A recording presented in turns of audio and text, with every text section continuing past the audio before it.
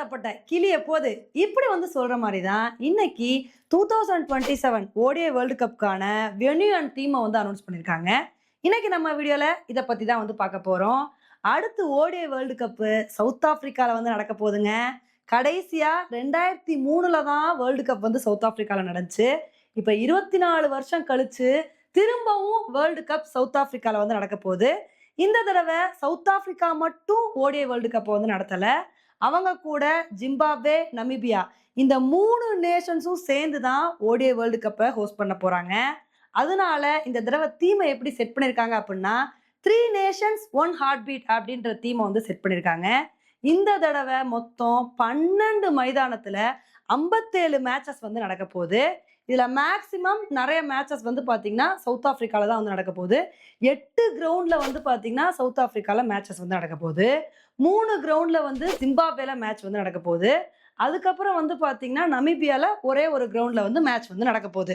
இதெல்லாம் விட இந்த தடவை ஓடிஐ வேர்ல்டு கப்கான ஃபார்மேட் தான் பயங்கர இன்ட்ரெஸ்டிங்கா இருக்க போகுதுங்க. ஏன்னா இந்த தடவை ஓடிஐ வேர்ல்டு கப்ல மொத்தம் 14 டீம் விளையாட போறாங்க.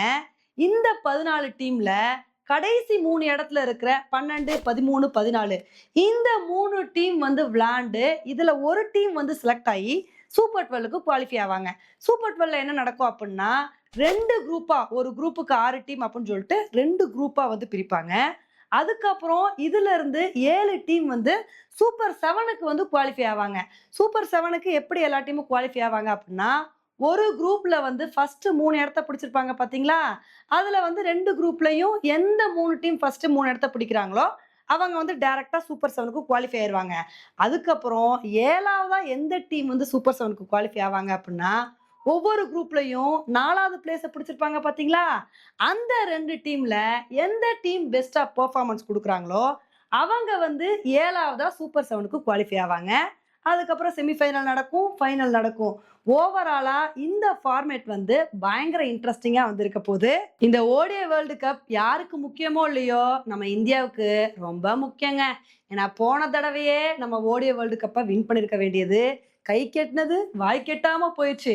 நம்ம சொந்த மண்ணுல எப்படியாவது வேர்ல்டு கப்பை வின் பண்ணிடலாம்னு சொல்லிட்டு நம்ம ஆசையா இருந்தோம். ஆனா நம்ம ஆசையில ஆஸ்திரேலியா மண்ணலி போட்டாங்க. அதனால இந்த தடவை எப்படியாவது வேர்ல்டு கப்பை வின் பண்ணும் அப்படின்றதான் எல்லாருமே எதிர்பார்த்துட்டு இருக்காங்க. ஏன்னா இதுதான் ரோஹித் சர்மா, விராட் கோலிக்கு கடைசி வேர்ல்டு கப்பா இருக்கும். அதனால எப்படியாவது வேர்ல்டு கப்பை வின் பண்ணி கொடுத்துட்டு அவங்க போனாங்க அப்படின்னா அது சிறப்பான தருணமா இருக்கும். ஏன்னா ஆல்ரெடி நம்ம T20 வேர்ல்டு கப்பை வின் பண்ணியாச்சு, சாம்பியன்ஸ் ட்ரோஃபியை வின் பண்ணியாச்சு. அதனால இது ஒண்ணுதான் பாக்கி இருக்கு. அதனால இதை எப்படியாவது வின் பண்ணணும் அப்படின்றதுதான் நம்மளோட ஆசையா இருக்கு. பார்க்கலாம் நம்ம இந்தியா வேர்ல்டு கப்ல என்ன மாதிரி ஒரு பெர்ஃபார்மன்ஸை கொடுக்குறாங்க அப்படின்னு சொல்லி. ஓகே ஃப்ரெண்ட்ஸ், இந்த ஒரு விஷயத்தை பத்தி நீங்க என்ன நினைக்கிறீங்க அப்படின்றத என்னோட கமெண்ட் செக்ஷன்ல போடுங்க. இதே மாதிரி இன்னொரு வீடியோல மீட் பண்றேன். Bye friends.